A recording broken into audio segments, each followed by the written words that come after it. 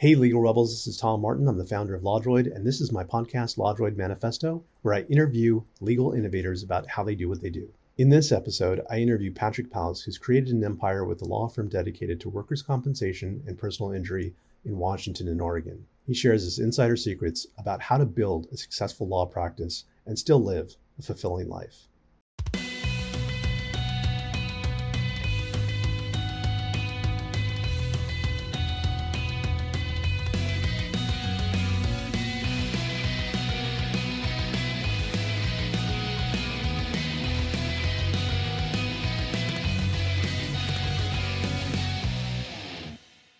Welcome, everyone. I'm Tom Martin, the founder and CEO of LawDroid, and we have a wonderful guest here today, my personal friend, Patrick Palace. I'm so excited to share a bit of his background with you. He is the owner of Palace Law. He's also the co-founder of the American Legal Technology Awards with me. And we've known each other for years, and I greatly admire his innovation in the practice of law and the business of law. And that's what we're going to focus on here today, is getting more into what is the business of law? How do you optimize that? How do you make more money? How you're more profitable and successful? And I can't think of a better example of someone who has done that than Patrick Palace. So Patrick, if you can give us a little more background about some of the other stuff you're involved with. Gosh, Tom, thank you. I have to tell you, this is a big deal for me. How nice to be able to be here and to talk with you. And I appreciate the introduction. Sure, I can say a thing or two. My life is divided into a couple of pieces. Being a managing partner of a law firm is one.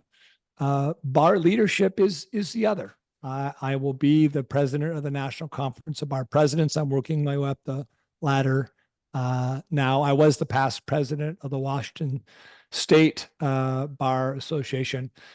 I recently finished my term serving as the vice chair for the ABA Center for Innovation. And, I've served on lots of other leadership roles, but leadership in the bar and bar service and working on access to justice. And then at one point I said, I think I can do this. And I think I can do this better than the people I've worked for. And started my own law firm, getting close to 30 years ago. Hard to believe, sole practitioner. We've come a long way in those years. Now there's about 40 people in my office. We practice in 2 states. I'm one of a number of partners in the firm. And the journey's progressed from being just the guy who does everything to the guy who just litigates every week. And I litigated every week for, probably 25 years.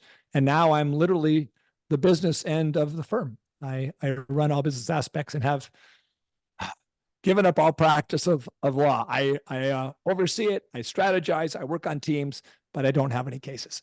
So that's kind of been the journey from beginning to end.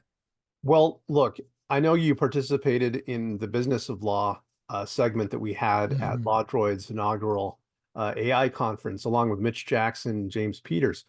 And so one kind of just foundational question is, what does the business of law entail to you? Yeah, that's a big question. And it's hard to identify clearly where the practice of law ends and the business of law begins. I've spent so much of my life practicing law, trying to be a good lawyer, trying to take care of clients, make clients happy, win cases, serve justice, get the right result, do the right thing every day. And that feels like the business of law, right? Because we run a business. If we do a good job, we take care of people, we make enough money to survive. But the other part of the business of law really is the marketing end. It's the management side. It's the workflow, work process side. It's the creating and leveraging technology to work harder and faster. It's the scaling the firm to be able to expand services, to provide greater access to people, and then to be able to manage everything well. And it's about culture. It's about running your firm with a solid culture, a firm of people who want to be together, work hard, and thrive. So it has a lot of components, Tom, and I'm happy to drill down in any one of those that you want to talk about. Well, that's fantastic, Patrick. And you've already anticipated the whole, structure of what I plan to ask you about. And the first one really is about growth and strategy, because that's so important to someone who's either starting or running their own law firm. Like how do I do that? So along those lines, what are some strategies that you would recommend for scaling your law practice? Yeah. Well, look, I'm sure there's people out in your audience who are sole practitioners, small practitioners, people who are working 40, 50, 60, 70, God forbid, don't do it 80 hours a week. People who are working long after 6 o'clock, getting up first thing in the morning, working to the weekends. It's what the CLIA report says is happening to lawyers. We're just working 24/7, 7 days a week. Um, maybe you do a better job by putting in those hours. Maybe you're fighting the better fight. Maybe you're doing more pleadings and more discovery. Maybe you're strategizing stronger cases. But look, you're not growing your firm. Um, I mean, it probably helps to attract more clients. But if you're buried in the pleadings, if you're buried in the daily work of the firm, you really don't have a chance to grow it or to strategize about the future. I think the best thing we ever did, the best advice I got was, Patrick, have you thought about putting together a management team who just focuses on growth and streamlining, scaling your firm? Like, that's a brilliant idea. I spend my time, thinking about those things, but I never had a team. So we put together a team, and that team meets weekly. And we form teams with teams. We have multiple teams throughout our office who are given tasks to think about growth, opportunities, how to streamline, work on the process. Workflow is a big part of it, culture. And by doing that, we started to step away from the pleadings and the daily work. Then I just turned over my cases altogether, like I mentioned, and stopped practicing law. As soon as I did that, and I'll tell you, it was a big risk. Look, I know what you're all saying. Like, you know what? I'm the rainmaker here. I make all the money. You can't settle these cases. Nobody else is going to get in front of a jury except for me. I'm the guy. And you probably are the guy or the gal. But until you make that trade and turn over some of those cases or all of the cases, start running the business of your practice, you're really not going to grow. You're really not going to expand. And I turned over all of the rainmaking and thought, this is the biggest risk I've ever taken in my entire life. And to my surprise, honestly, to my surprise, our firm revenue increased by something like 76% the first year I stopped practicing law. I don't know what that says, but I'd been on a slow growth at 2, 3, 4, 5% every year of most of those years. And to suddenly have this skyrocketing amount go up just because I stopped practicing and started focusing full time on running the firm, managing the firm, growing the firm, strategizing the firm, it really made a huge difference. Wow, that is a huge difference. And it sounds like you became captain of the ship rather than, working, throwing coal into the engines, which is absolutely necessary. But given your experience, you could use that to your advantage to capture more clients.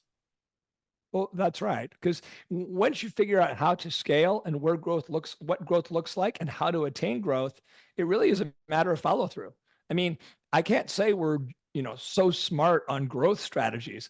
I can tell you we're so smart on executing growth strategies. And if you're practicing law every day and don't have time, you can't execute, you can't follow through. You're not going to get the outcomes. You're just going to spend more and more money paying marketers to get you leads and look for lead gen opportunities that having outside people do. And you know what? Yeah, you can get growth, but that truly isn't going to make your firm move forward structurally, financially, culturally, strategically, unless everybody is involved and you have a clear goal and you have teams and you have strategies and you work on them every week, every day, every month, every quarter, every year.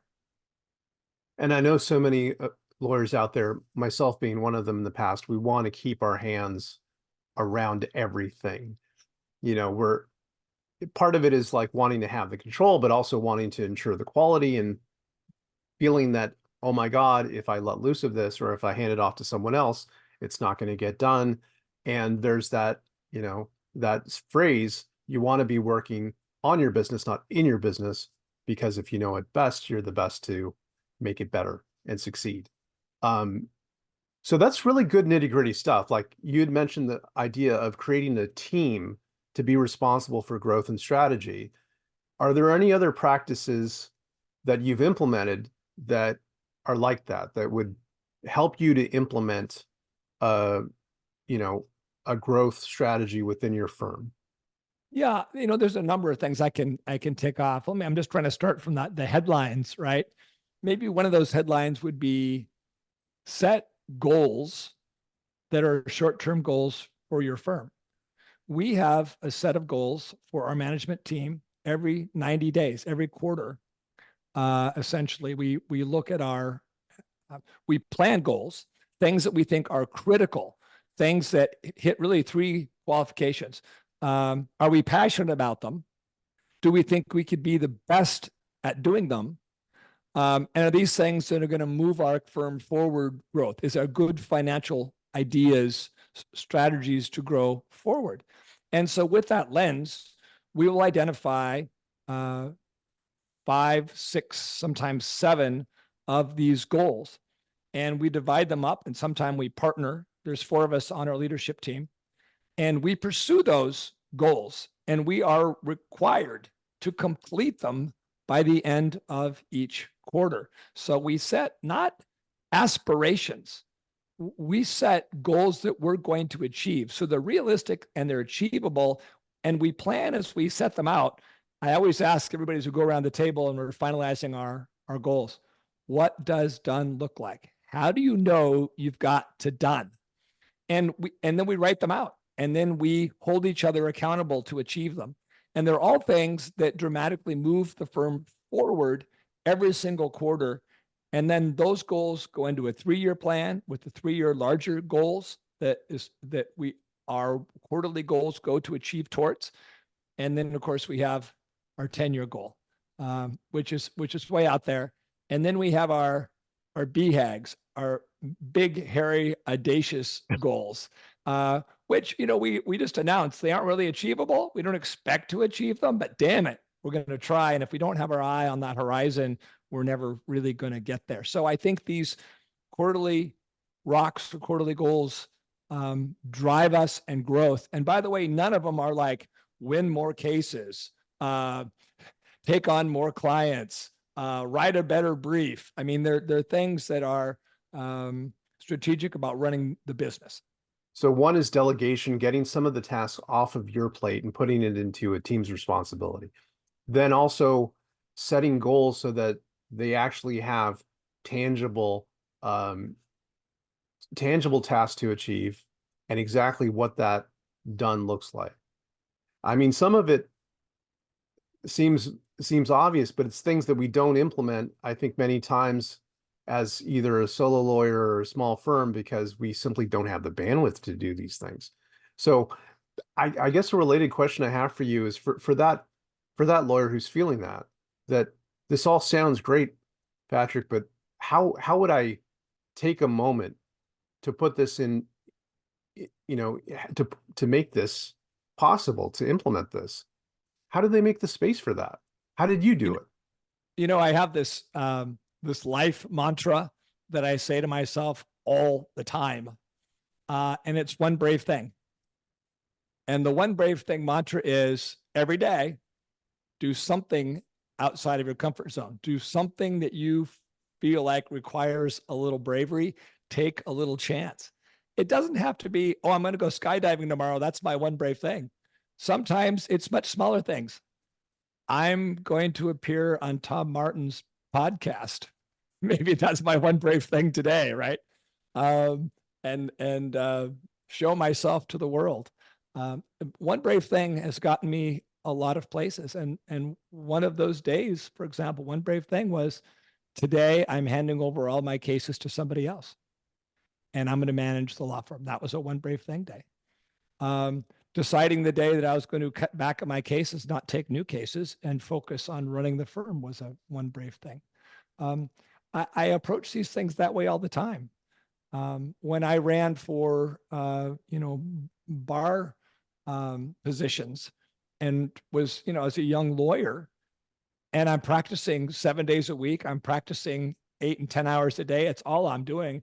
I got an apartment across the street from my little office, so I could just run over there and take a nap or get a bite, right? And I decided I wanted to do something bigger, and so I got involved in bar leadership. And it was a one brave thing day when I put my name in to be elected to be the young lawyer president. We had a young lawyer division to be president, young lawyer, because I knew that was going to take a lot of time away from my practice. And young lawyers don't pay much, right? The state bar is very low on the pay scale. It's all volunteer work. But I found that in doing that, that I could make space in my practice to volunteer and do the things that were meaningful for the bar and for other lawyers. And it didn't hurt my practice at all. And once you start making that kind of space, then you can fit other things into it. And I've continued to try to make space in my life and in my practice to add other things that improve practice, improve service to my clients, improve my life and make me feel better and more challenged about what I do. It's just a matter of that one brave thing principle. And I think if you're willing to put down your pleadings for an afternoon once a week or a couple times a week, you will make dramatic changes in your practice. But it takes that mindset, I'm ready to do this, and then to stick with it.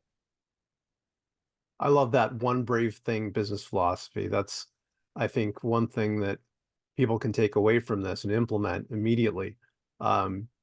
Maybe easy said, but you got to do it. You got to do it. So one of the things that I wanted to ask you about was, do you think, is it possible that traditional law firms can succeed in the modern day? Like, do you think that the old fashioned approach where one lawyer is handling all the cases and maybe has an assistant and just goes about the day in, day out, going to court and slogging through it, is that still a viable business model today? Yes, but with a lot of caveats. There is such an access to justice problem right now. I mean, it's a pretty common statistic that 80% of the people who want lawyers and need legal services aren't able to obtain them. So guess what? I mean, we still have essentially a monopoly.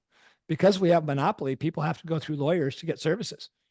It doesn't really matter how badly we practice, how efficient our practice is. There's going to be people who need us and cases we can take. So I think no matter how old your model is, there's still going to be room in this economy to practice law and make money and serve your community.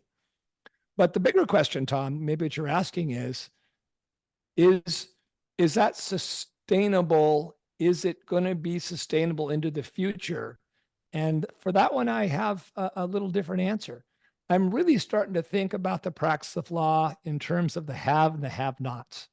And I don't mean the people who don't have lawyers and those who do, or those who can't afford lawyers and those who do. That's not what I mean. I mean among lawyers, who are the law firms who are staying ahead of technology, or at least staying with technology? Who is leveraging the opportunities that are out there to practice more efficiently? Who's finding scalability at the same time? They're finding the ability to practice law better. If you're using old tools, old ways, old systems, you still have paper in your office, you're not using case management, you're not on Zoom, your clients still have to come into your office, then you are slogging when everyone else is flying.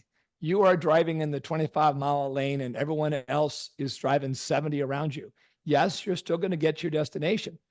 So the real question, I think, for everybody is, how do I get in the fast lane? How do I stay in the fast lane? What does it take to be in the fast lane? How can I be a have lawyer instead of a have not lawyer? How do I compete at the highest level and achieve the greatest goods for my clients and for my community versus the minimal opportunity to make money and survive? And I think that's where this practice of law and the business of law gets really interesting. 100%. And I think that by employing some of the business, insights and management practices that you're talking about, I think that would greatly improve people's chances of succeeding. And traditional models really don't take that into account. But one thing that I'd really like to know about is, you're so enthusiastic about all this. Like, what drives you personally and professionally to do this? That's a loaded question. But let me try to put it this way. I believe that there is a law firm model out there that, as far as I know, hasn't been discovered and certainly hasn't been unleashed to the potential that it could have. I spend every day thinking about what that model might be and how we get there. And I think we all know from business models, you don't just take one wild step into the abyss and create something brand new. I mean, maybe you can, but you don't see it. It's really baby steps all the time until you evolve into something much different. It is that constant, relentless pursuit of improvement every day that moves you into a new place. I am driven by the knowledge there is a better model out there where we can practice law for more people at great scale for less cost, do more good, and be more accessible for all the people that really need us. And I'm really driven in all sorts of ways to find it. And part of my bar leadership desires and goals is to rally everybody together to talk about how we find this model. Where is this model? What's working? What's not? Legal innovation is critical when we all work as a team. Bar leadership is critical when we as leaders help all the lawyers in our states achieve great things, to find better models, to scale, to get access to justice. So I'm driven for my firm. It's my laboratory where I practice and put on my lab coat every day and try new things and fail and try new things that work, and then report them out to other bar leaders, other bar presidents, to talk about them on podcasts like this, where, you know, amazing people like you give me an opportunity to share and get excited about what's happening and to share ideas and hope that other bar leaders, other managers and owners of the law firm, other innovative lawyers can also share. And together we find this model and we change the practice of law and we do the good that we have to do if we're ever going to get back past this 80% of people who don't have lawyers. It's ridiculous. And we need to change it. And that drives me every day. Well, that's awesome. And it sounds like that model that you're looking for is the one that you're building for yourself and the people that work with you. Everything that I can do to get that. That's right. Well, let's get back into the nitty-gritty a little bit. How do you market your law firm to attract new clients? What are some tactics that you would feel comfortable sharing with us? Well, look, we're not unique as a law firm. We do a lot of the same marketing things everybody else does. Like, do we pay for lead gen? Yeah, we do that. Do we have commercials on the radio and TV? Yeah, we do that. Do we send emails out to our client database? Yeah, we do some email marketing. Social media. Who does social media out there? Right. Okay. We do some Instagram and some Facebook and put stuff up on LinkedIn. I mean, I think at this point, most of that is everyday work that most lawyers probably do. It's just a question of how much time do you dedicate to it? By the way, shout out to ChatGPT, creating content, putting it on your website, putting it in your Instagram. Lots of ways to do that, much quicker than trying to create your own content. So all that is kind of table stakes, I think. If you put enough time into it, you can grow it. If you put enough energy into all of those things, a good marketing campaign, good social media presence, I think you do well. Where I find my joy and my happiness really is trying to develop tools that are usable by consumers, by people who need legal services. And I'll give you a couple examples. We wanted a tool that told people who had cases, people who were injured. I do workers' comp and personal injury. We wanted a tool that told people what the value of their case was. And it took some work to think about it and get our heads around it and then to create it. But the idea that we could keep insurance companies and the government honest, that we could keep them accountable, that we could let all of our consumers, all of our people out there who have injury claims to know what the real value of their case is. To me, that sounded like a really important piece of data that everyone needed. So we created a case value calculator that's pretty damn accurate. And it gives people a starting point to know if they're being taken advantage of or ripped off by an insurance company or the state. And, do people use it and then everybody comes to me and I take on a case? No, it's not the way it is. That's not why we do it. It's I think Mark Britton coined this back in the Avo days of freemiums. You give them a really good product for free. It's a freemium. And so I believe that this is one of those ways to bridge access to justice, give people information they need. It doesn't hurt that our name's attached to it, so maybe they remember us, but it really is providing a service. There's another example, Tom, that I know you know a little bit about, but I'll save that unless you want to talk about it now. Oh, please share. Okay. So Tom and I partnered up some years ago when this idea of this thing called a chatbot was actually a possibility. And I said, I was looking for tech partners. We've had a number of partners in tech companies over the years to develop tools. Sometimes those tools go out and get sold and marketed to the lawyers. Sometimes we keep them internally. It just depends. But we're always trying to develop new tools for our firm and then see where they go. So one of the tools I wanted was a chatbot that would help do a complete analysis of someone's case, answer all of their questions, give them resources for everything they might need to know. And it just seemed like a daunting task, right? We're going to create a chatbot. Well, the good news is that I met this guy, Tom Martin, who happened to have a tech company who was designing chatbots at the same time I was trying to dream up what one might look like. And we built a Q&A chatbot where you essentially just a question answer tree. It feels like you're talking to it, but the reality is it's already pre-programmed in. And then when Chat GPT came about, we said, wow, now we can make this actually, a link to a large language model and have this chatbot talk to people in real language.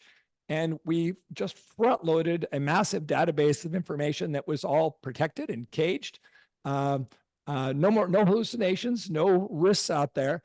And then released it fairly recently out into the wild so that anybody with a workers' compensation case in Washington can spend as much time as they want free, 24/7, 365, asking as many questions as they want of our chatbot. And we call it PatBot after, Palace Law. So it's a PatBot, and it also gives forms and pleadings and whatever else for free. It's our way again. I'd say it's a premium, because it really does do everything that lawyers can do just about. And we're careful to say it doesn't give legal advice; it gives legal information, it gives legal resources. But I think by taking the resources and the information that this PatBot gives you, anybody can go through a workers' compensation case competently from beginning to end. And of course, if they want advice, they can come talk to us. And I think that's one of the ways we've really worked on scaling our firm, bringing our influence to a broader audience, helping advance access to justice. And to the degree that sometimes people who use it call us and want help in their case, that's great too. Then it's a lead generation system too. It's a win-win-win-win-win on a way to scale. And frankly, I think it's one of these things that's going to lead to the better model for us, because we can continue to expand this tool to do more and more things for people in more and more states and in more and more areas of law. I think it has a huge future.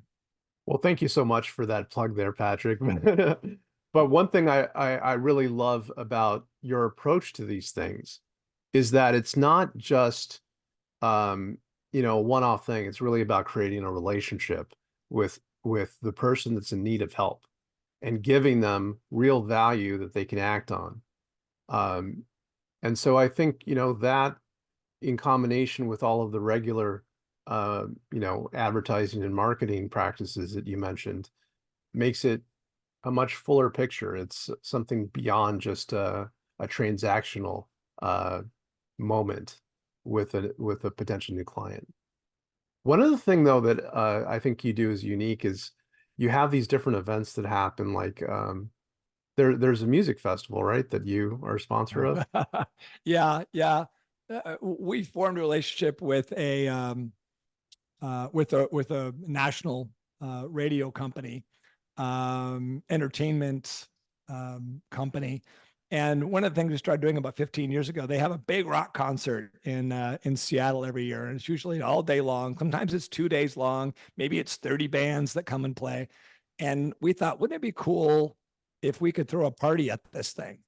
And so we developed this backstage party. And as it's gone over the years, we have this big backstage party. People can come. There's usually hundreds of people that arrive. All the musicians from these bands come and unplug and put on a little private performance for us before they go on stage in front of an audience of some 15 or 20,000 people.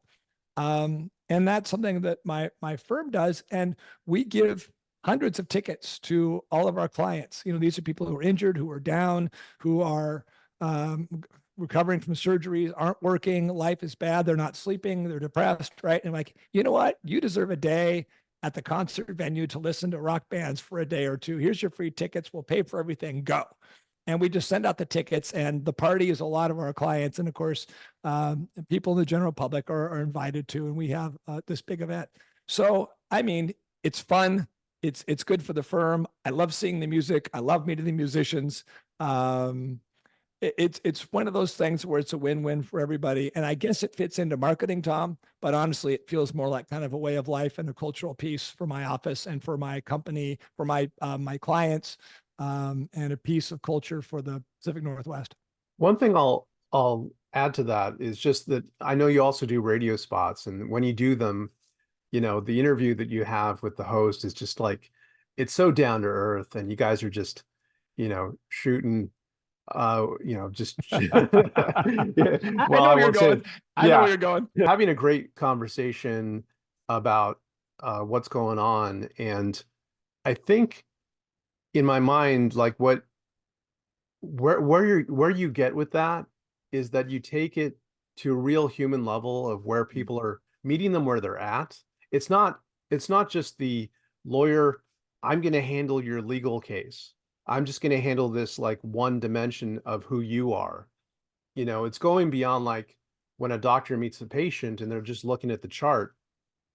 Yes, there's a professional distance to that, but I think what you've done is you've bridged that gap and going beyond that to be a part of people's lives through radio, through the concert, and inviting them to come enjoy that with you, um as well as a lot of other things you do. I think that's i think that's something that people can take away from this too, is to view your clients 100, like a 360 view of them as a human being and meeting them where they're at. I grew up a blue collar guy. My folks were caregivers. My father worked for uh, counsel kids who were high risk youth who were in trouble with the law. My mother took care of people who had cerebral palsy. That's why they dedicated their lives.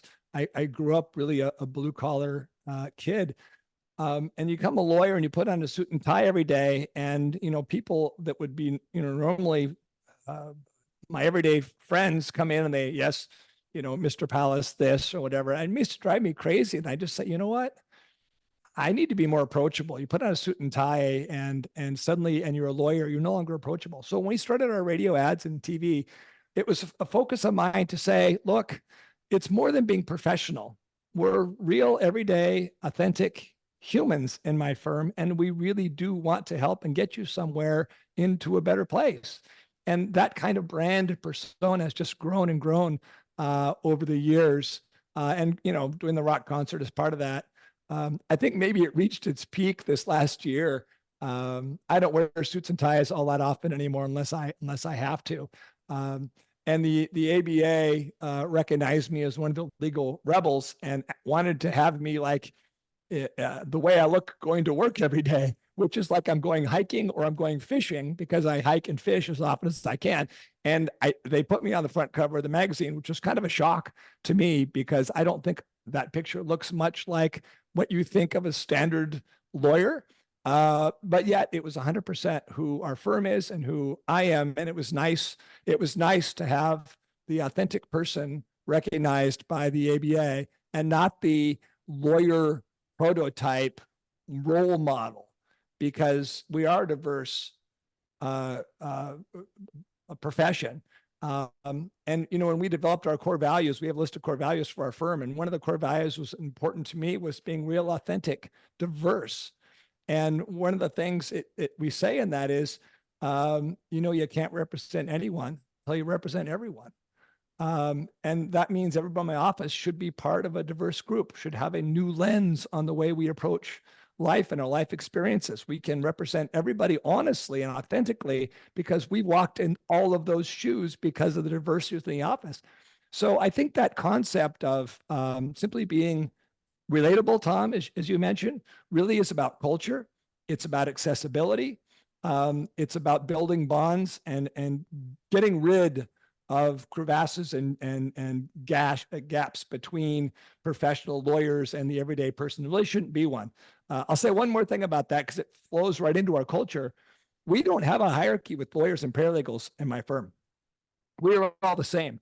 No paralegal reports necessarily to his supervisor, the lawyer. We roundtable and we sit around tables or Zoom calls now and work cases equally together. And that equality among all of the staff is also one of those ways of finding commonalities, and it builds a stronger team and gives us greater success.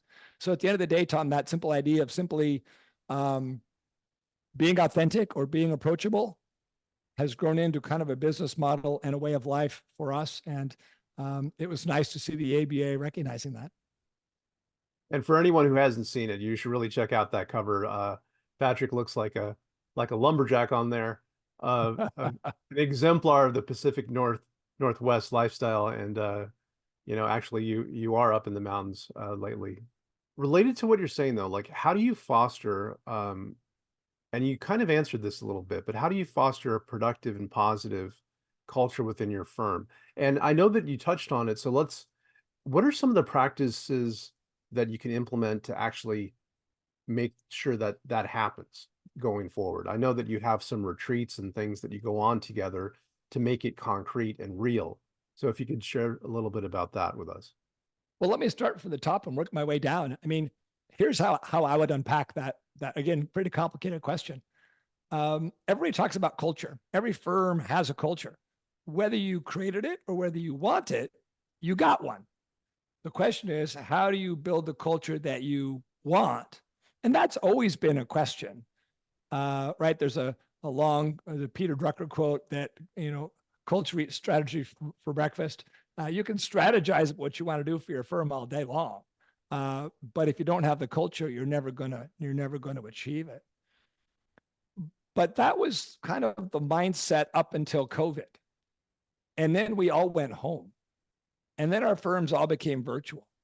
And that's when it really got interesting. And we said, how do we maintain and grow a culture in a virtual world? And then double bonus points, how do we scale that? How do you build a culture, keep it alive virtually, and then scale it outwards? And I'll tell you, that is a very challenging thing to do. And we practice and try new things constantly to do just that. But I'll tell you, maybe what the simplest takeaway is we have one of our core values is do what you love. Love what you do. It should be the same thing. If you're not doing what you love, you're probably not in the right seat. You're probably not in the right job. You're probably not doing the right thing. If you don't love what you do, then you don't want to do it, right? So that's one of our core values. And we search to find people through our initial interviews to bring in. We have a cultural ambassador in our firm that goes through a cultural interview before we hire people on. And we're looking for people who really want to be here practicing law, who really want to make a difference, whose driver is not money, whose driver isn't, I want to be famous or successful or whatever else. It's who wants to do the right thing, who loves doing this and believes in their purpose. I think that's really a critical piece to growing a successful law firm. And it starts with finding the right people. The second piece maybe is around purpose. And I just mentioned that a minute ago. People want a purpose. Guess what? Purpose isn't how much money am I going to make? Or maybe even not, I want to win a case or I want to try a case. That's not purpose. That's just things you do along the way. The purpose is the overarching reason for why you exist to be here. There is that question about what is your why, right? What is your driving purpose for being here? Because the purpose is far greater than anything else in your company. And so our purpose is really access to justice. It's about making people's lives better. It's about changing outcomes. It's about giving people a second chance. It's about righting wrongs. It's about fighting, leveling the playing field, fighting those with power and equalizing it for those who don't, right? This is our purpose. This is our reason to exist. And we fill my firm with people who believe that, who live that. And when people live your purpose, when they breathe your why, then you start to build that culture. And that culture sinks in through Zoom. It survives across states. It lives as you scale outwards into other states. We expanded into Oregon 2 years ago, and it continues to grow. When you live that and believe that passion, and you hire the people that also live and breathe that passion, it makes a difference. You know, there's a saying that people don't buy what you do; they buy why you do it. And that could not be more true for our firm. People are like, oh, I want to be a lawyer because you practice law. Our service comes with the passion to change the world. And people get on board with changing the world, making it a better place. They don't get on board because I'm a lawyer or because I have a law firm or because we make some money or they like our commercials, right? They get on board because they're behind the purpose. So I think as we're kind of digging into culture, Tom, and maybe I've said too much, or maybe I haven't said quite enough into all the other things that come from this, but culture is critical. Without a culture, we wouldn't have a firm, and without a purpose, we wouldn't have a culture. No, I think that's really fantastic. I love that about people caring about why you do it, because you can pretty much find anything to do the what, right? But when it comes to the why, that's somebody who's really authentic in delivering it. So yeah, that makes a lot of sense. One other thing you mentioned earlier was that these beliefs. So like you actually have these written down, right? Yeah, they're on our website. It's our core values. All right. So not only is this aspirational, but you've actually have like a written set of values and a mission for the firm. And that's something that our audience should really think about, is just taking the time to think through not just a mission statement, but which is important as a starting point, but also like how to make that more concrete within your own firm culture, as Patrick's done. Um, any words of advice for lawyers about how to innovate in their practice? Are there any like, couple of pointers you can give them about how to do that? Maybe I could try. At the National Conference of Bar Presidents, we convene bar presidents for state bars, local bars, metropolitan bars, affinity bars, minority bars. And we have huge rooms of hundreds of bar leaders. And it really gives me a chance as we meet with them, as we work through programs, as we listen to what their problems are, as we hear the great programs, to see, what the level of change they're willing to embrace, because the world's changing very quickly. COVID, being virtual, now AI is just rewriting the practice of law and giving us a chance to completely reimagine how it works. So, advice, I think, is the same advice that I give to the bar leaders as we talk at these conferences is, one brave thing, don't be scared. The idea of AI, I hear people say, well, judges are now requiring us to disclose every piece of AI we use. And my firm says, we're not going to use AI. Like, it's bad. It'll hallucinate. I get it. I get it. It's a little scary, but you can't take status quo. You can't live your practice looking in the rearview mirror.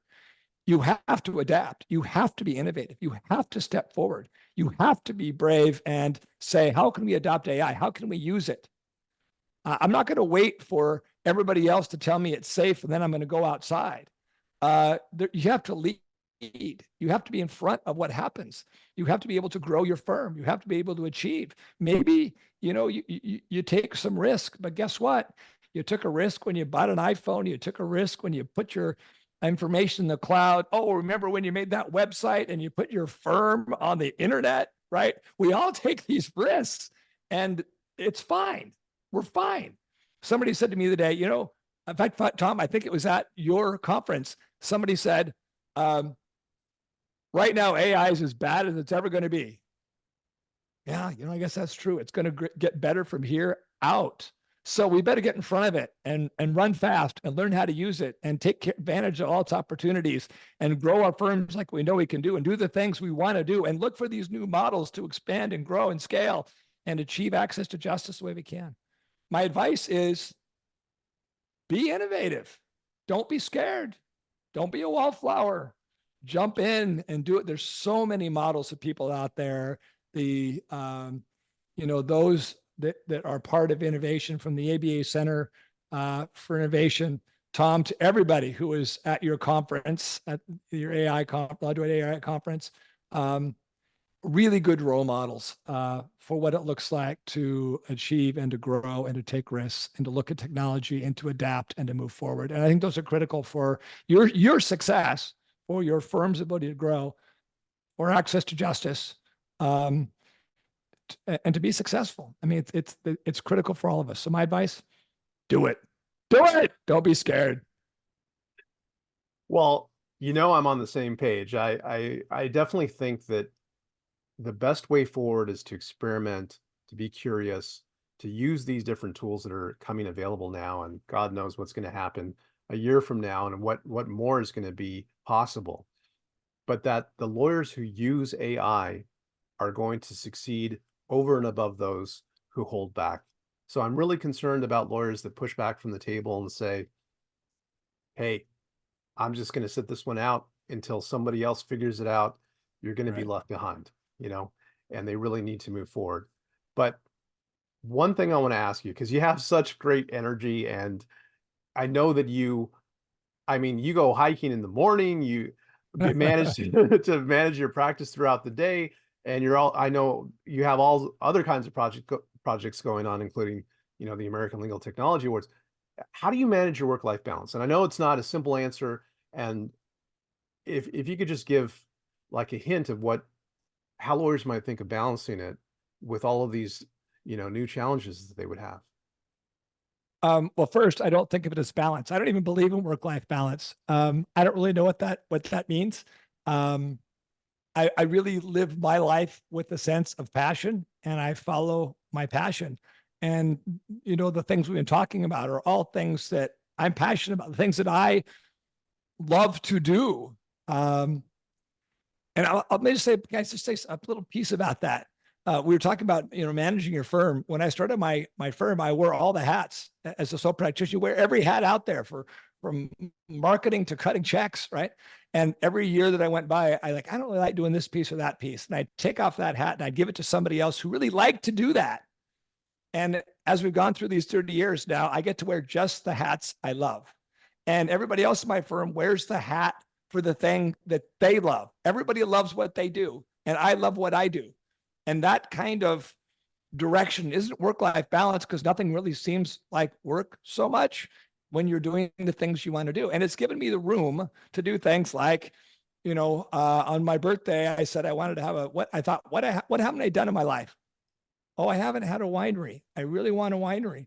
So in 2015, I opened up a winery, and I've been making wine and selling wine, since 2015. I practice yoga. I love yoga. It's one of those ways to settle the mind, to keep the body fit. And so I opened up a yoga studio because I was so passionate about it. And so I ran a yoga studio for 5 years. Crazy fun. Met so many people. Learned so much about yoga and the friends. And it drove my practice more successfully because I came with energy and a calm mind. Right. I open up businesses from time to time as side things, Tom, because they're fun to do. And I think the energy I get from doing those flows directly into the law firm and running the law firm and coming here with my firm every day with good energy and excitement and ready to build and motivate the team. And the team motivates me, and it all flows together. And I don't think that I say, oh, I'm going to do yoga now, I'm not practicing law, or I'm going to do law now, I'm not practicing yoga. To me, it kind of just flows seamlessly. As long as I'm authentic and I'm grounded and I'm being me, then I'm happy. When I was litigating many years ago, I had one hat on as litigator. I was mean. I felt kind of ruthless. I wasn't very nice. I cut to the chase. I made tough arguments, and I thought I'm a badass, or just frankly an asshole. And I come home to my baby boy, and I'd hug him and I'd kiss him like, wow, that is not the guy I just saw at work half an hour ago in those pleadings. And I wanted to balance that out so I could be the same guy across all spaces. And when I've grown into that level to be that same guy in all spaces, it wasn't a work-life balance. It's just being authentic and being who you are and being passionate and living life with a purpose. I love that. You know, ideally, our work should be what we love and should be our life. Like it should all be one. And I think by making it one, we get to pursue the things that we're passionate about and make it things that, hey, we also happen to make some money from. And if we can combine those things together, it's fantastic to have both. And as you know, that's something that I pursued with uh, going from being only a practicing lawyer to also launching a legal technology business in LawDroid. Yeah. Um, Yeah.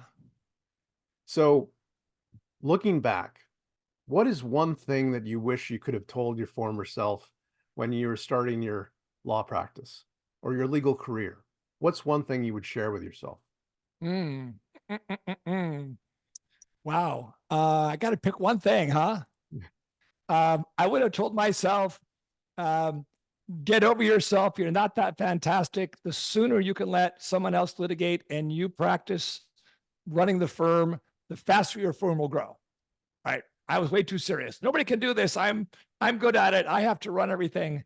Once I just got rid of the litigator extraordinaire complex, the firm changed dramatically overnight. I wish I'd done that a decade or two um, earlier. And that whole concept about taking yourself too seriously, I think that's important too. We get all wound up.